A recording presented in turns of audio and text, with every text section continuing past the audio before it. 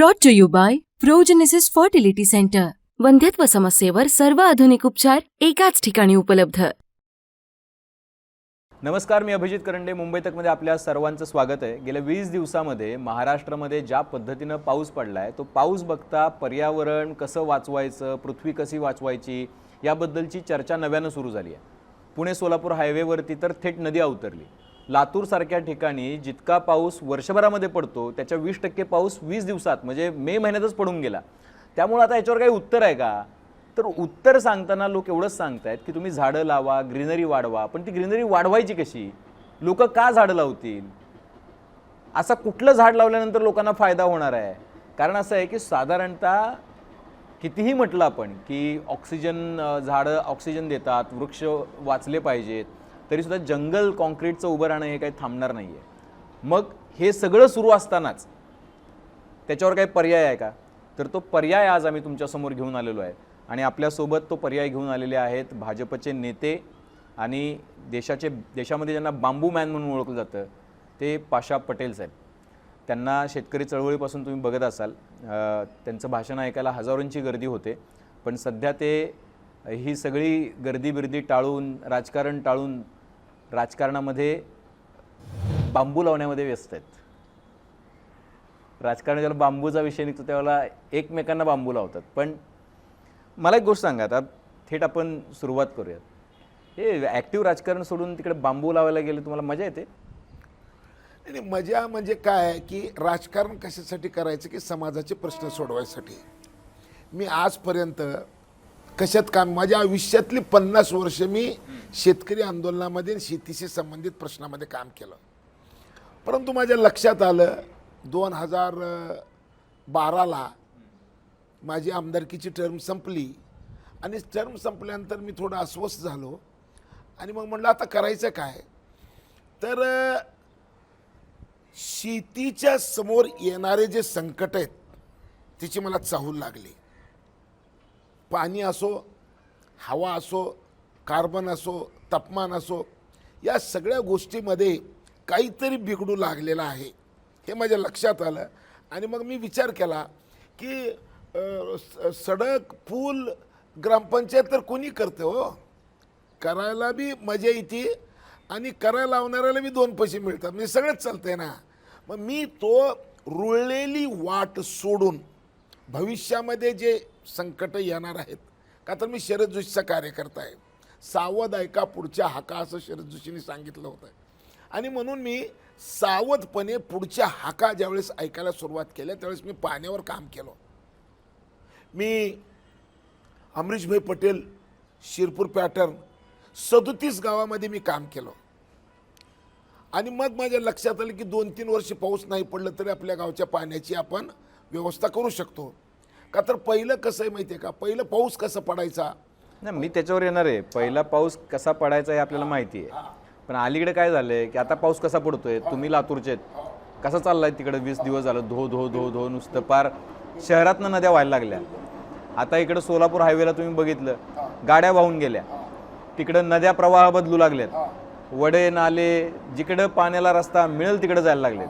त्याच्यामुळे झालंय काय, लोकांना कळे नाही की हे मे महिन्यात का होतंय. तर लोक म्हणले की बाबा आता हवामान बदल व्हायला लागला, मग काय पृथ्वीचं तापमान वाढायला लागलं, मग आता ते तापमान एवढं वाढेल की पुढच्या काही काळामध्ये शहरं 22 आयलँड, मी वाचत होतो IPPCचा रिपोर्ट, 22 आयलँड जगभरातली पाण्याखाली जाणार आहेत. हे मुंबई, चेन्नई सगळं पाण्याखाली जाईल 2050-70 पर्यंत असं म्हणायला लागले.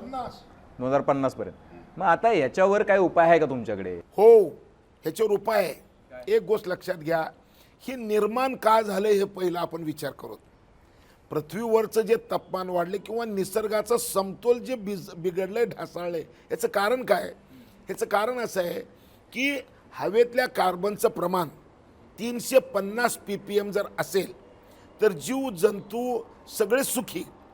जसं जसं पुढे सरकलं तसं तसं सगळ्या गोष्टीमध्ये विकृती येणार आणि सगळे घोटाळे होणार. आता 29 ते 30 ppm झालेलं आहे, ठीक आहे.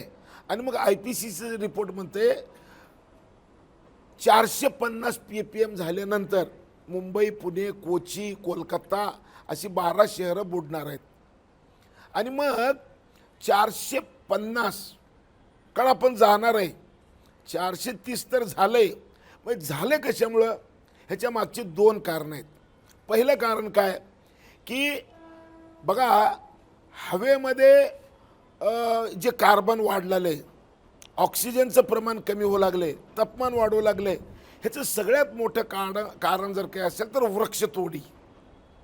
पहिली गोष्ट, वृक्ष तोडले, जंगलं तोडले लोकांनी, म्हणून हे झालेलं आहे. दुसरं, नुसतं जंगल तोडून थांबले नाही, समांतर दुसरी व्यवस्था काय केली तर जमिनीच्या पोटातलं दगडी कोळसा, डिझेल, पेट्रोल काढून जाळलं. म्हणजे 2 गोष्टी झाल्या. मी तुम्हाला सोप्यात सोपं सांगतो. 1750ला ग्लासगोमध्ये पहिलं इंजिन जे सुरू झालं, ते इंजिन माणसाच्या विकासासाठी, प्रगतीसाठी, भल्यासाठी आलं. हे इंजिन ज्या दिवशी सुरू झालं त्या दिवशी 280 ppm कार्बन कॉन्सन्ट्रेशन होतं. काय केलं त्या इंजिनाने? त्या इंजिनाने हवेतलं ऑक्सिजन खाल्लं, कार्बन सोडलं, तापमान वाढवलं, त्याच्यात वस्तू निर्माण केली. आणि आता वेळ अशी आली की ती वस्तू लेवायला पृथ्वीवर माणूस शिल्लक राहणार नाही. मला तेच म्हणायचं आहे की जर ऐका ना, माणूस माझं एकच ऐका तुम्ही, की आता इथं आलेलं आहे. मग करायचं काय? आता प्रगती बंद करायची का? प्रगती आपल्या कोणाची बापानं बंद होत नाही. मग प्रगती न बंद करता, माणूस न मारता, माणसाला लागणाऱ्या वस्तू बी जर तयार करायच्या असतील तर आता विकासाची दिशा बदलावी लागणार आहे. विकासाची दिशा म्हणजे काय? हवेतलं कार्बन खावावं लागणार आहे, ऑक्सिजन सोडावं लागणार आहे, तापमान कमी करावं लागणार आहे, माणूस बी जीवन ठेवावं लागणार आहे, आणि माणसाला लागणाऱ्या वस्तू बी निर्माण करावं लागणार आहे. उदाहरणार्थ, माझा चष्मा आहे, हे माझं घड्याळ आहे. हे काही स्टीलचं नाही, प्लॅस्टिकचं नाही, ॲल्युमिनियमचं नाही. आणि मग हे कशाचं आहे? बांबूचं आहे. मग ही बांबू कुठून आलं? ह्या बांबूनी कार्बन खाल्लेलं आहे, ऑक्सिजन सोडलेलं आहे, तापमान कमी केलेलं आहे. आणि निर्माण हे बनवताना हे काही डिझेल जाळून तयार केलेलं नाही. मग आता विकास चालू ठेवावा लागेल, विकासाची दिशा बदलावी लागेल.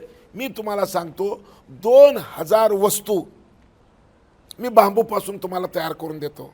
चांगल्यात चांगले कपडे बांबूपासून तयार करता येतात. माझे सॉक्स बांबूचे आहेत, माझी बनियन बांबूचे, माझे घड्याळ बांबूचे, माझा चष्मा बांबूचा आहे.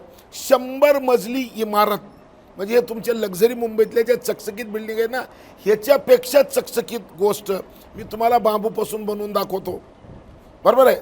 आणि मग आता जर तुम्हाला पृथ्वीची मानवजात जर वाचवायची असेल तर मानवजातीच्या समोर 2च प्रश्न. एक प्रश्न की आता ग्रीनरी वाढवावं लागणार आहे. नंबर 1, ग्रीनरी वाढवायची म्हणजे वड पिंपळ लावायचं का? त्याला मोठं व्हायला त्यासाठी बांबूच का लावायचा? हो ना, मग बांबू मोठं ह्याला, वड पिंपळ मोठं व्हायला 50 वर्ष लागतात. परंतु त्याच्याऐवजी जर बांबू लावला तर बांबू 24 तासात 3 फूट वाढते. 24 तासात? 24 तासात 3 फूट. 3 फूट. जगामध्ये अतिशीघ्र गतीनं वाढणारी वनस्पती जर कुठली असेल तर बांबू आहे. नंबर 1. नंबर 2, माणसाला 280 किलो ऑक्सिजन लागतं. बांबूचं एक झाड 320 किलो ऑक्सिजन देतं वर्षाला. आणि माणसाचं दुश्मन काय? तापमान आणि कार्बन, हे माणसाचे दुश्मन आहेत. मग बांबू जगामध्ये जेवढे झाड आहेत त्या सगळ्या झाडापेक्षा अधिक 35% कार्बन खाते. म्हणजे बाकीची जेवढी झाडं खातात त्याच्यापेक्षा जास्त 35%. नंबर 1. नंबर 2, रस्ता आणि घर, आणि मध्ये जर बांबू लावलं 4 डिग्री तापमान कमी करतंय. बरं, तापमान बी कमी करतंय, कार्बन बी कमी करतंय, ऑक्सिजन बी वाढवतंय, आणि लवकर बी वाढतंय. बरोबर आहे? म्हणजे मग जगामध्ये कुठलं झाड लावायचं तर मला जर कोण विचारलं तर तुम्हाला अर्जंट ॲलोपॅथी इलाज पाहिजे का आयुर्वेदिक पाहिजे? मी म्हणतो ॲलोपॅथी जर पाहिजे असेल, पटापट आज जर लावलं तर 3 वर्षात बांबू विक्रीला येतो. म्हणून जगातली फास्टेस्ट ग्रोथ आहे. हे 50 फूट, 60 फूट, 70 फूट, 110 फूटसुद्धा उंचीचा बांबू येऊ शकतो. 1642 जाती आहेत जगामध्ये बांबूच्या. एक गोष्ट झाली म्हणजे अतिशीघ्र वाढून 3 वर्षात पूर्ण ग्रीनरी करायचं स्वप्न जर एखादी पागल माणूस जर पैदा झाला, त्याला वाटलं की माणूस जात वाचवायचे, ज्याला कोणाला इमानदारीनं माणूस जात वाचवायचे वाटलं आणि त्यानं ग्रीनरी करायचं जर वाटलं, 3 वर्षामध्ये मी अख्खं महाराष्ट्र तुम्हाला ग्रीन करून दाखवतो. नंबर 1. नंबर 2, नुसतं ग्रीन करून भागणार आहे का? का तर वड आणि पिंपळ का तोडलं लोकांनी? मी गावातल्या लोकांना विचारतो की अरे वड आणि पिंपळ का तोडलो? तर आपल्या मराठवाड्यातल्या भाषेमध्ये लोक म्हणतात की वड आणि पिंपळ का तोडलो? का तर वडाच्या आणि पिंपळाच्या लाकडापासून इकन बी होईना, म्हणजे अवजारं बी होत नाहीत आणि जाळता बी येत नाही, म्हणजे उपयोगाचं नाही म्हणून तोडून टाकलं. बांबूचं तसं नाही. बांबूपासून 2000 वस्तू तयार होतात. हे तर झाली गोष्ट, हे तर तुम्ही बघितलं. पण त्याच्या पुढे जर जायचं असेल तर जून महिन्यामध्ये नेदरलँड, फिनलँड आणि भारत सरकार तिघांनी मिळून 4,500 कोटी रुपये खर्चून आसाममधल्या नुमालीगडमध्ये बांबूपासून इथेनॉल सुरू करायचं आहे. थर्मल हे काय म्हणतो रिफायनरी सुरू करायचं आहे. तुम्हाला 1 लिटर पेट्रोल जमिनीतून काढून जर जाळलं तर 3 किलो कार्बन तयार होऊ लागले. आणि म्हणून तुम्ही आता सगळेजण डिझेल पेट्रोल जाळायचं बंद करायचा निर्णय करताय. आता तुम्ही इथेनॉलची मागणी करताय. इथेनॉलमध्ये बी आता 2 आहेत. एक तर ऊसापासून इथेनॉल आहे.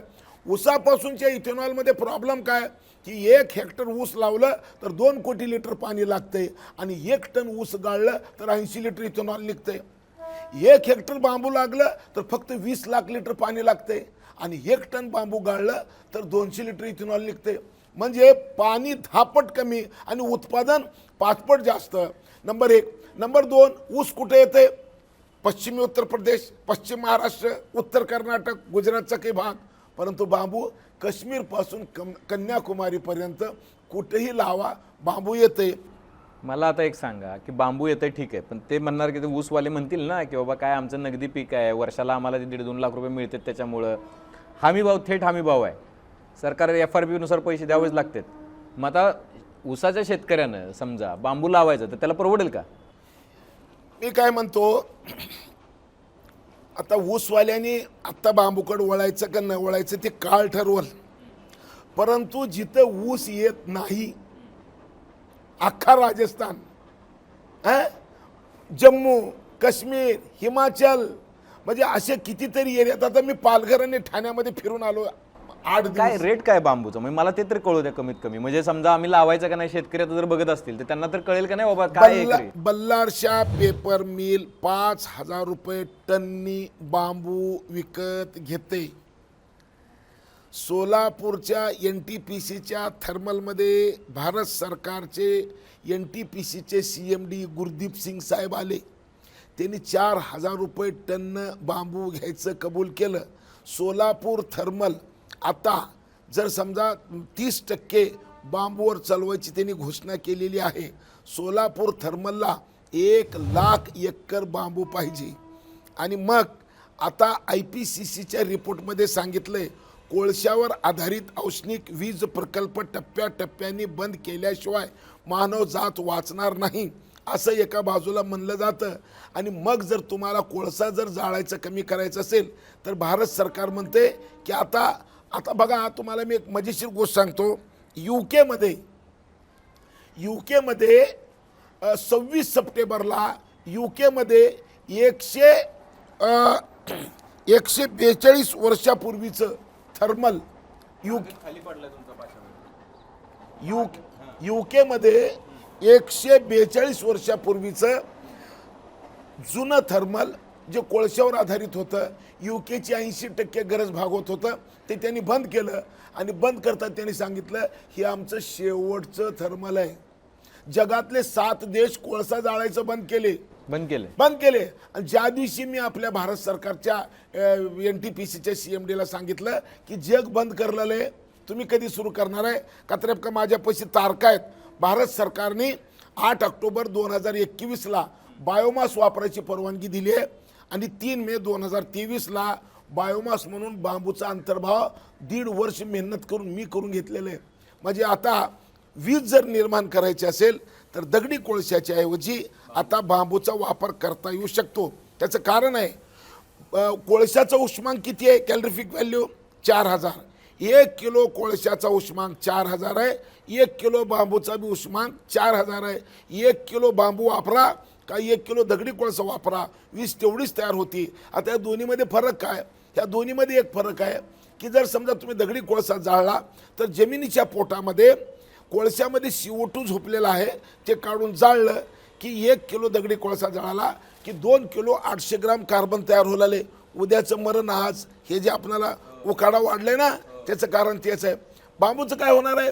बांबूमुळं जमिनीच्या पोटातनं CO2 काढायचं नाही. बांबू लावला की बांबू हवेतलं कार्बन ओढते, पुन्हा बांबू जाळायचं, पुन्हा कार्बन जाते, पुन्हा ओढायचं, पुन्हा सोडायचं, पुन्हा ओढायचं, सायकल तयार होती. सायकल तयार केली तर तुम्ही मी जगणार आहोत. जमिनीच्या पोटातलं काढून जर तुम्ही सोडलं तर तुम्ही मरणार आहे. मी तुम्हाला 2 महत्त्वाच्या गोष्टी सांगतो. जसं NTPCने घोषणा केली तसं स्टील अथॉरिटी ऑफ इंडियाने एक चमत्कार केला. स्टील अथॉरिटी ऑफ इंडियाने यावर्षी 20% दगडी कोळशाचं बायोचार दगडी कोळशामध्ये वापरून स्टील तयार केलं. भविष्यामध्ये ग्रीन स्टील जर बांबूपासून तयार झालं तर तुम्ही काही आश्चर्य वाटू देऊ नका. कोळसा म्हणजे वीज बांबूपासून, इथेनॉल बांबूपासून आणि लोखंड बांबूपासून. माणसाला ज्या ज्या गोष्टी लागतात आणि ज्या गोष्टी तयार करण्यामध्ये सगळ्यात जास्त वीज तयार होती, तीच वीज आता बायोमासमध्ये तयार होऊ शकणार आहे आणि तो बायोमास बांबूचा असणार आहे. आणि म्हणून आता बांबूला ते दिवस येणार आहेत, ह्याला म्हणतात ग्रीन गोल्ड. बांबू हे ग्रीन गोल्ड आहे. जेवढी किंमत आज सोन्याला आलेली आहे, एक काळ असा येईल की लोक लाईन लावतील, बांबूसाठी लाईन लावतील. का? तर मला सोल्युशन सांगा तुम्ही. मानवजात जर वाचवायची असेल, तापमान कमी करावं लागणार आहे, कार्बन कमी करावं लागणार आहे, ऑक्सिजन वाढवावं लागणार आहे. आणि मग याला एका वळीत जर असेल सोल्युशन काय? सोल्युशन एकच आहे, फास्ट ग्रोथ वनस्पती पाहिजे आणि ती मल्टी यूज पाहिजे. बांबू फास्ट ग्रोथ आहे आणि मल्टी यूज आहे आणि मल्टी यूज असल्यामुळं शेतकऱ्याला 2 पैसे देऊन जाणार आहे. माझ्या शेतामध्ये मी कमीत कमी ऊसासारखी जर मेहनत केली तर 1 रुपया मजुरीवर खर्च न करता 1 लाख रुपये शिल्लक राहणार आहेत एकरी. आणि आता शेतीच्या समोरच्या 2 समस्या लक्षात घ्या. त्याच्याकडे येतो शेतीच्या समस्यांकडे, पण मला एक गोष्ट, बांबू आणि आपलं काय आहे, आपला विषयच आहे की एवढं सगळं पाऊस पडतो, एवढं सगळं राडारोडा होतो, तर तो थांबवायचा तर बांबू लावायचा आहे. आता मला सांगा, बांबू जमीन धरून ठेवतो का? समजा नदीच्या किनारी लावला, ओढ्यांच्या किनारी लावला, काय आपली सरकारी जमीन आहे, ती तर संरक्षित आहे, तिथं काय कुणाला लावायला काय हे नाही, इकॉलॉजी पण त्याच्यावरती जगते, तर ते लावता येतं का असं? बांबू कुठं येतो? कुठल्या जमिनीत बांबू येतो? 3 फूट 2.5 ते 3 फूट माती जिथं आहे. माती कशी बी चलती, काळी चलती, हिरवी चलती, पिवळी चलती, निळी चलती, भगवी चलती, कशी का होईना माती चलती. नंबर 1. बांबूला सोटमूळ नाही, बांबूला तंतुमूळ आहे. तंतुमूळ असल्यानंतर एकदा गड्डा केला की माती हलू देत नाही. आणि सगळ्यात महत्त्वाचं, जर तुम्हाला पाणी प्यायचं असेल, नद्या जर बारमाही वाहती करायच्या असतील तर आपल्या आज्या पंजाची एक म्हण होती, नदी झाकी तो जल राखी. नदीच्या कडला झाडं होते म्हणून नद्या व्हायच्या. आता नदीच्या कडला जर सावली करायची असेल तर ती सावली कसली पाहिजे? सावली ती माती धरून बी ठेवणारी पाहिजे, लवकर वाढणारी बी पाहिजे आणि म्हणजे त्याचं वाढ ही मोठी असली पाहिजे आणि ती माती बी धरून ठेवली पाहिजे आणि पाणी बी जमिनीत मुरवलं पाहिजे. हे काम बांबू करू शकतं. आता दुसरा प्रश्न मला जो पडलाय तो म्हणजे की आता समजा बांबू लावायचं, तर बांबू लावायला लोकांना कसं आहे की काहीतरी तुम्हाला प्रोत्साहन लागतं. आता इथं कसं देशामध्ये आपण बघितलंय की म्हणजे समजा लोकांना ड्रिप करा म्हटलं तर अनुदान द्यावं लागलं का? तर पाणी वाचवायचं म्हणून अनुदान. पाणी त्यांचंच वाचणार आहे, कारण उसाला तुम्ही जितकं पाणी द्याल तिकडे पिणारच येतो. तर ते ड्रिपवर करा म्हणून ते अनुदान द्या, हे लावा अनुदान द्या, ते लावा अनुदान द्या. ते बांबू का लावायचं लोकांनी? बांबू लावायला काय 2 पैसे मिळतील, त्याला ते बांबू 3 वर्षांनी मिळतील ना. इमिजिएट काय बांबू लावायचं कशासाठी? इमिजिएट जर असेल तर 2 वर्षापूर्वी महाराष्ट्रामध्ये एकनाथ शिंदेसाहेब मुख्यमंत्री होते आणि देवेंद्र फडणवीसजी आणि अजितदादा दोघं उपमुख्यमंत्री होते. या तिघांच्या समोर आम्ही विषय मांडला.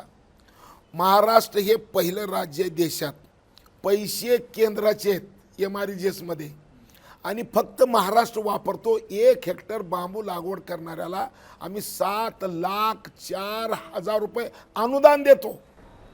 1 हेक्टर बांबू 2.5 एकर लावलं की 7 लाख बांबू जर रुपये. लावलं कोण तर 7,04,000 रुपये देतो. फक्त त्याला 2 हेक्टरच्या आत जमीन पाहिजे.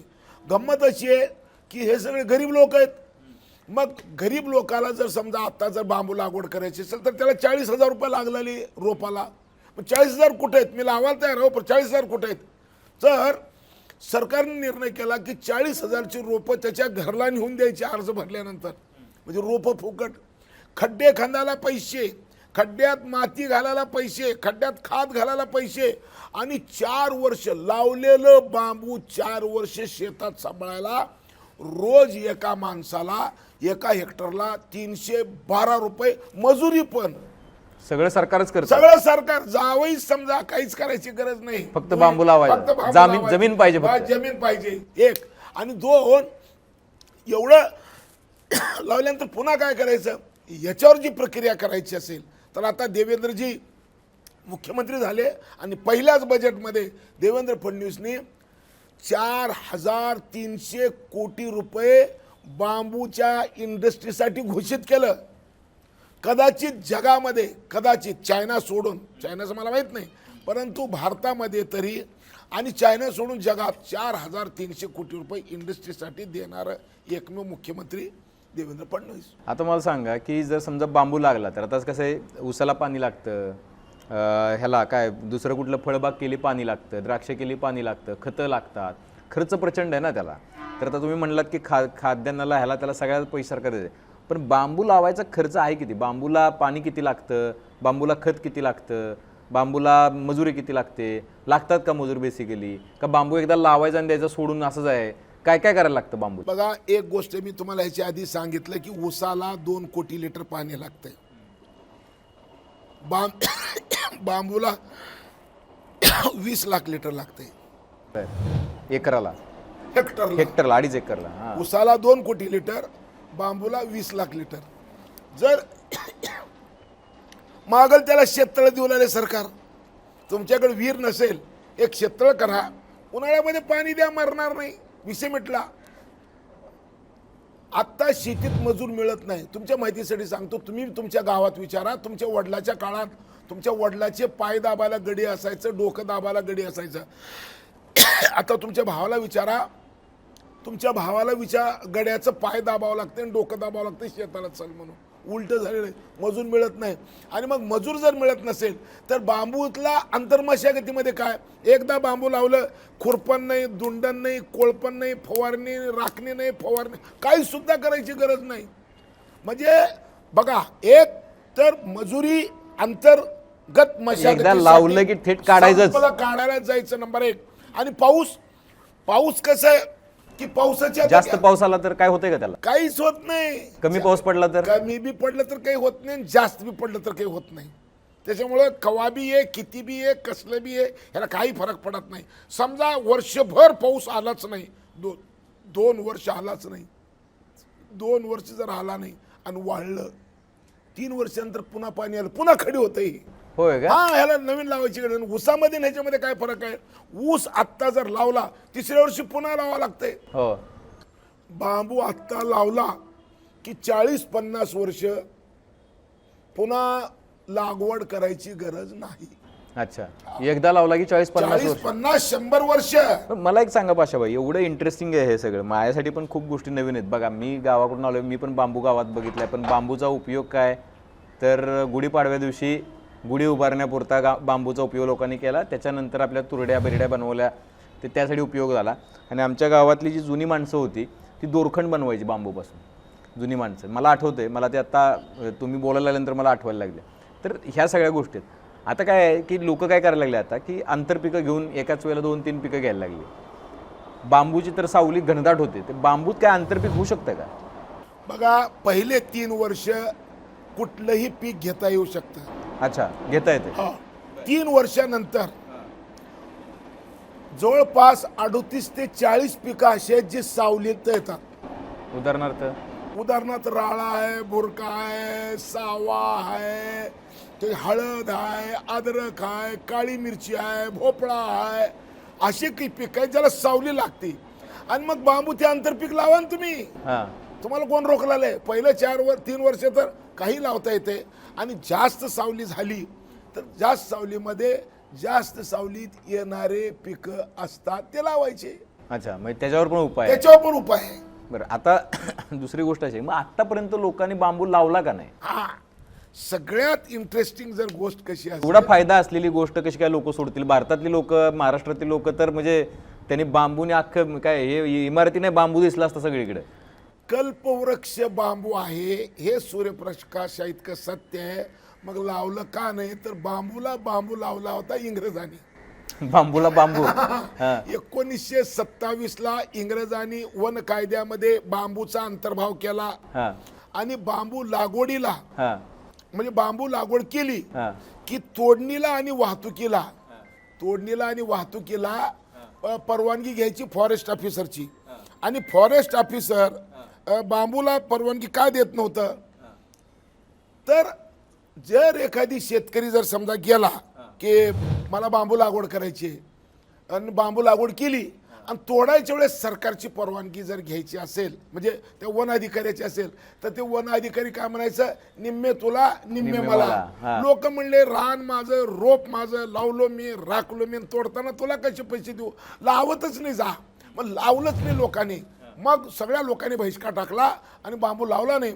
परंतु 2000 त्यामुळे आपल्याला बांबू लागला. हा आणि त्याच्यानंतर 2014 मध्ये मोदी साहेब आले. 17 मध्ये आमच्यासारख्या काही बऱ्याच लोकांनी मोदी साहेबाच्या समोर मांडलं की बांबूमध्ये मोठा चमत्कार आहे. का तर चायनामध्ये 5 मिलियन हेक्टर बांबू आहे आणि 3,20,000 कोटी रुपयाचं टर्नओव्हर आहे. आणि आपल्याकडे 10 मिलियन हेक्टर बांबू आहे. दुप्पट आहे आपल्याकडे. दुप्पट आहे. आणि फक्त आपण 18,000 कोटी रुपयामध्ये खेळत बसतो. तर ह्याच्या सगळ्यामध्ये काहीतरी कायदा आडवा येते असं सांगितलं. आता ते नरेंद्र मोदींनी सगळं ऐकलं आणि त्यांच्या सोयीनुसार एक दिवशी त्यांनी सांगितलं बांस हे घास आहे, म्हणजे बांबू एक गवत आहे म्हणून सांगितलं. आणि बांबूला त्यांनी वृक्षाच्या कॅटेगरीत काढून गवताच्या कॅटेगरीत घातलं. आता बांबू गवत आहे, कापायला बी परवानगी नाही, लावायला बी परवानगी नाही, वाहतुकीलाही परवानगी नाही. माझ्यासारखा माणूस बांबूच्या मागे का लागला? 2017ला शेतकऱ्याचं उत्पन्न दुप्पट करण्यासाठी जी समिती होती त्या समितीचा मी एक भाग होतो. आणि आम्ही 1 महिना दिल्लीमध्ये मोदी साहेबांनी आम्हाला सांगितलं तर रोहन अभ्यास करून मला रिपोर्ट द्या.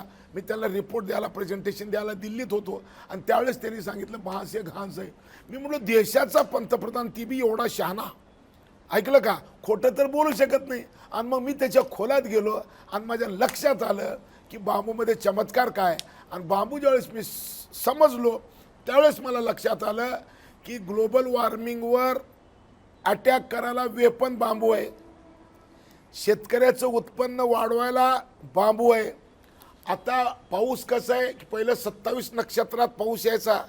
पहिलं 27 नक्षत्र असायचे, 9 पावसाचे असायचे. आता 2च नक्षत्र आहेत, एक ढगफुटी तर दुष्काळ.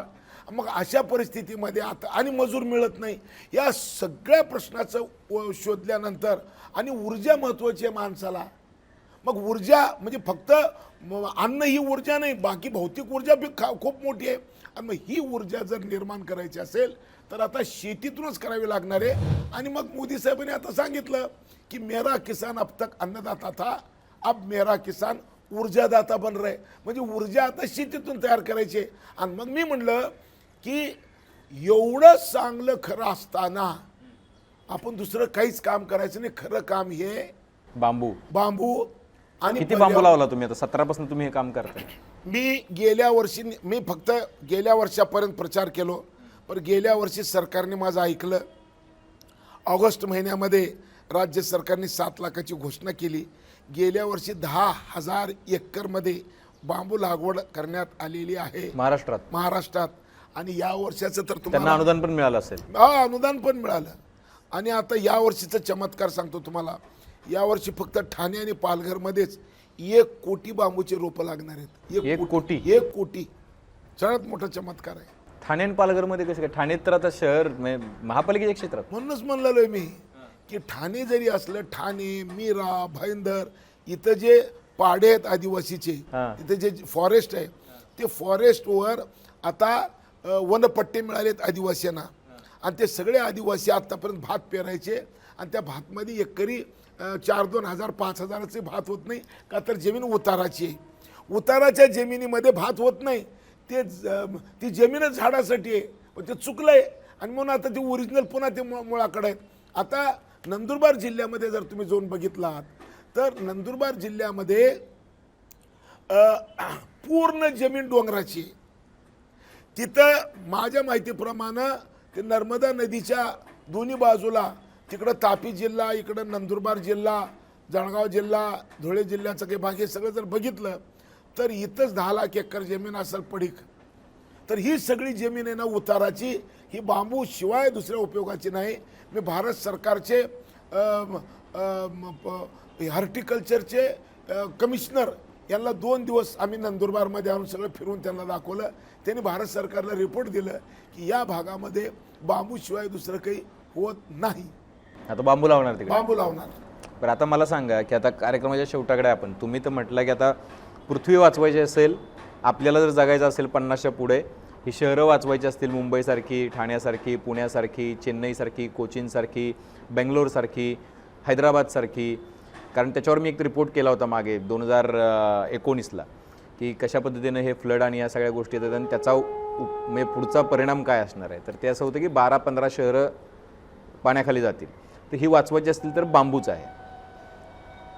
दुसरं झाड ऑप्शन आहे त्याच्यात नंबर 1 वर बांबू. नंबर 1 वर बांबू आहे. अर्थात सगळी झाडं आहेतच, आपण बांबूची चर्चाच त्यामुळे करतो की फास्ट वाढतंय आणि लगेच इम्पॅक्ट. आता सगळं आपल्याकडे 2 मिनिट्स मॅगीचा जमाना आहे ना, 2 मिनिट्स मॅगी. मग आता 3 वर्षात हिरवगार करायचं आणि जमीन वाचवायची. बस. दुसरा ह्याच्यापेक्षा बेस्ट उपाय तुम्ही आतापर्यंत 50 वर्षाच्या तुमच्या शेतीच्या अभ्यासात बघितला नाही. का तर कसं आहे माहिती आहे का, तुम्ही आता एवढ्या मोठ्या मोठ्या बिल्डिंग बांधलेत, ह्याला खिडक्या, दरवाजे, पायऱ्या, टेबल, फर्निचर, इंटेरियर सगळं तुम्ही झाडं तोडून करताय. अरे झाड तोडलं की मेलं ना.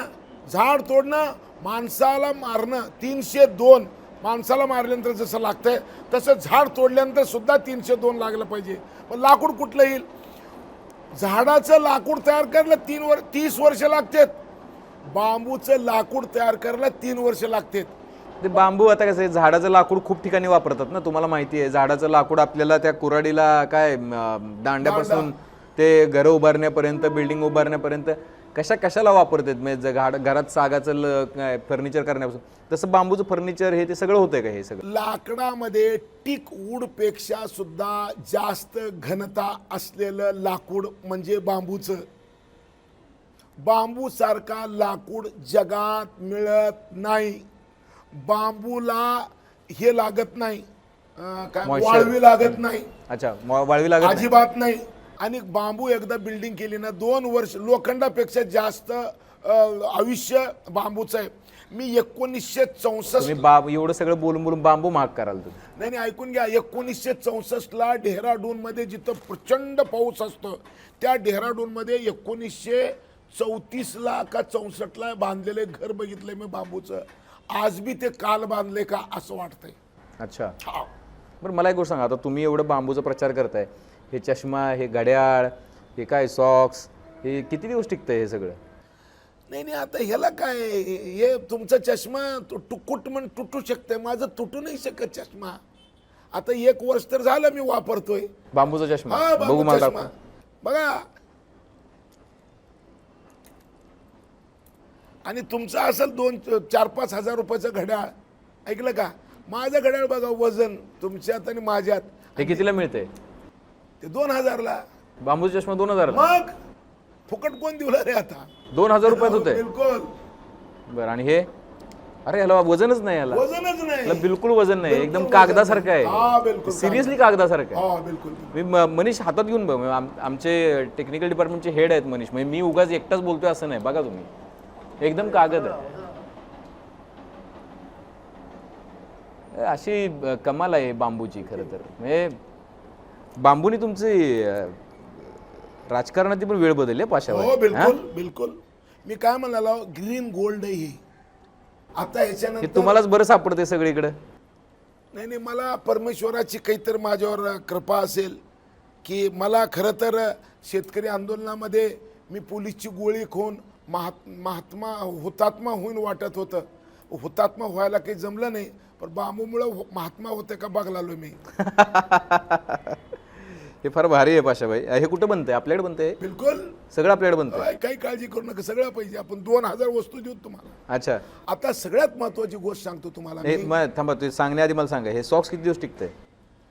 सॉक्स तुमच्या कपड्याच्या सॉक्सपेक्षा वेगळे आहेत. हे सॉक्स घातल्यानंतर 15 दिवस जरी वापरलं तर वास येत नाही.